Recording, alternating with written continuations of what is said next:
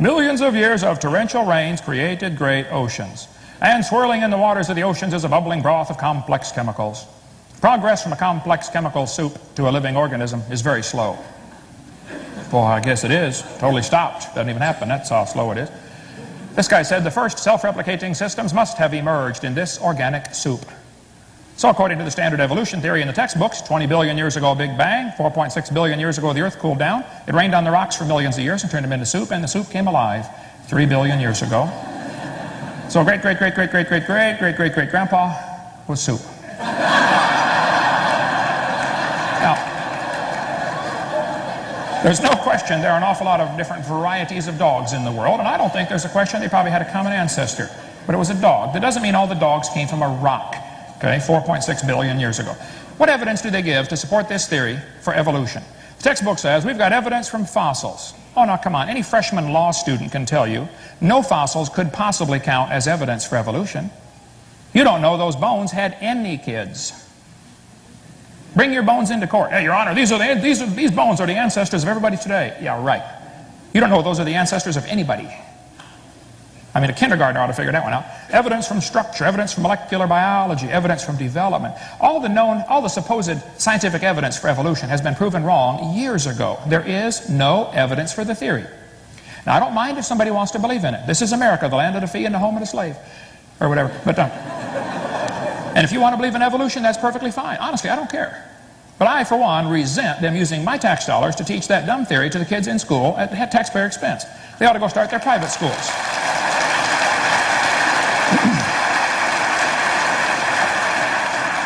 Evolution is based on two faulty assumptions. Number one, they assume that mutations will make something new and better. That has never been observed. Secondly, they will assume that natural selection makes it survive and take over the population. You see, in order for evolution to really work, if one animal evolves a little better than the rest, what must happen to the rest of them to make this work? Well, they've got to die. Evolution is a religion of death, not life. The question is very simple in my mind. Did man bring death into the world, or did death bring man into the world? Because if evolution is true, death is the hero of the plot. Darwin understood that very well and said so on page 217 of his book. It's true that mutations happen. There's no question there. But mutations do not produce any evolution. This is a five-legged bull. That's a mutant. There's no new information. It's a scrambling of existing information. Same with the short-legged sheep. That's a mutant. But there's no new information. This two-headed turtle is a mutant. It's not ninja, but he's mutant. And he's going to freeze first winter because nobody makes a double-neck turtleneck sweater. See? Mutations are a scrambling of information that is already existing. They're not going to create a thing. This textbook shows a four-winged fly, and it says normal fruit flies have 2 wings. This mutant has 4. This rare mutation, like most mutations, is harmful. Then it says beneficial mutations are the raw material for natural selection. Well, excuse me, why don't they give an example of a beneficial mutation? Because nobody's ever seen one. They show the kids a bad one, and there's plenty of those, but they never show a good one. One professor said, I know a good mutation. People in Africa that get sickle cell anemia cannot get malaria as easily. I said, well, that's brilliant, sir. That's like saying if you cut off your legs, you can't get athlete's foot.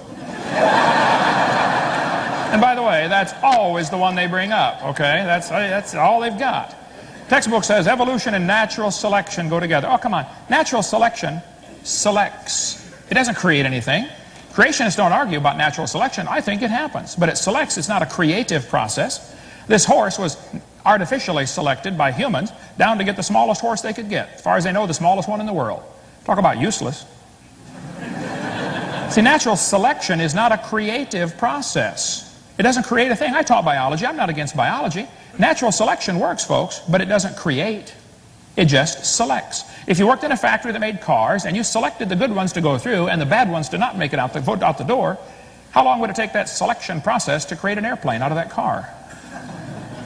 It's not going to do it, okay? You may get a big dog or a little dog, but you're going to get a dog.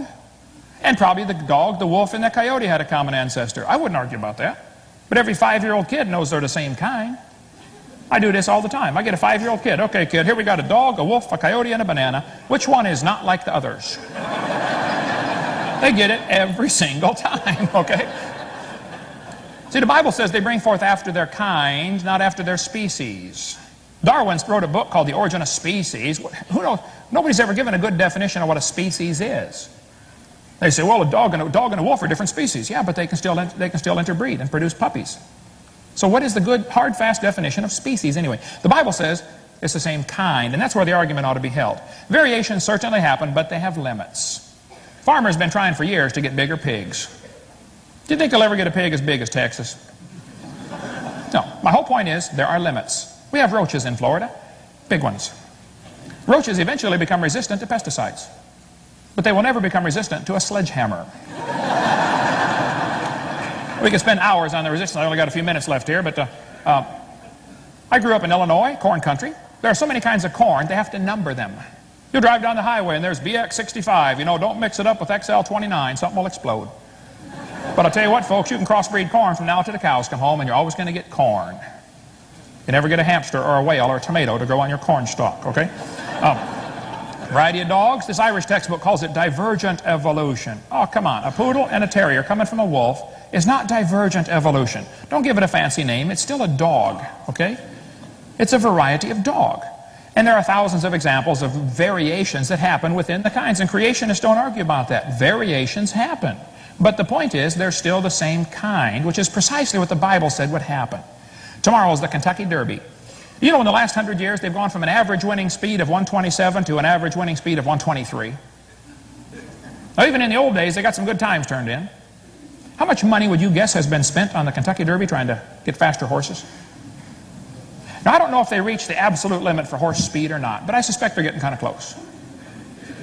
I mean, if you really want to win the Kentucky Derby, why don't you breed wings on your horse and fly around the track in 12 seconds? The whole point is, variations happen, but they're limited.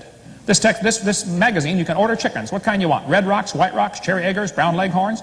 And then it says, jungle fowl are the original bird from which all varieties and strains of domesticated chickens are derived. Did you know all the chickens had a common ancestor? It was a chicken. Creationists don't argue. Variations happen. God created an incredible gene code in each of the original kinds of animals, and they can produce a wide variety of offspring. Some of them can live in the cold weather, and some can live in the hot weather. And they probably had a common ancestor. No argument. But that's not evolution.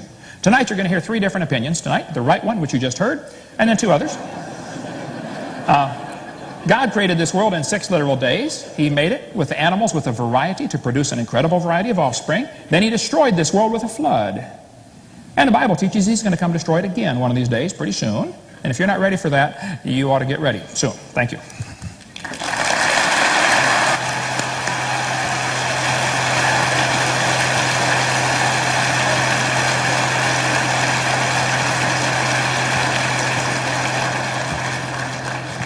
The second of our opening statements on the subject matter of how did we get here and when did we arrive is Kyle Frazier. Kyle.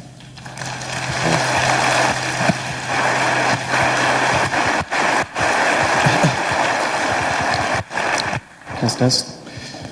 Wow, what a hard act to follow, and especially seeing all of you raise your hands and realizing that we're in quite a bit of a minority here. I would just like to start out by saying a brief thank you. In particular to you for your kind attention, and I would also like to say my appreciations to Drs. Hovind and Dr. Shermer for attending here tonight. I hope you understand.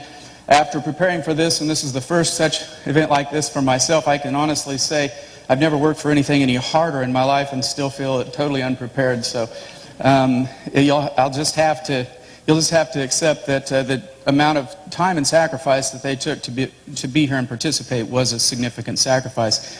Second, I would also like to thank my science advisory team, Jeff McCallum, Paul Nyhus, and Walter Remine, whom you may meet at our book tour, our book table in the back.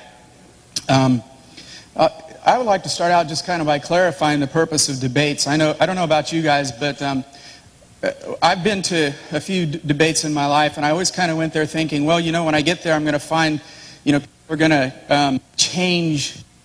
Somebody's going to get up there and it's going to change a lot of people's views. And the hope is that, you know, people, still with me?